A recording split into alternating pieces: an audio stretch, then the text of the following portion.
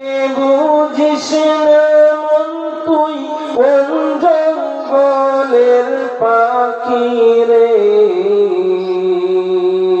আজ মন চঞ্চল রে, আজ মন চঞ্চল রে ভাই, ঝরে দুটি আঁখি বুঝাইলে বুঝিস না মন তুই কোন জঙ্গলের পাখি রে, আজ মন চঞ্চল রে। বলবো শুনুন জি, শুনবেন? জোর কথা বলেন।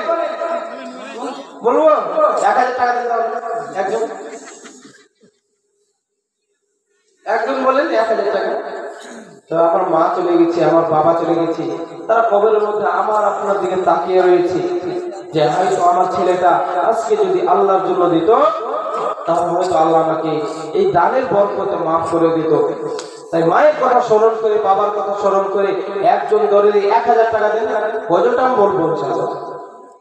একজন দরদি 1000 টাকা হবে না, 500 টাকা দেন কমপক্ষে। দুইজন মিলে 1000 টাকা দেন, দুইজন মিলে 1000 টাকা দেন। যদি বেশি হয়ে যায় তা তো আপনি যা পারবেন তাই দেন।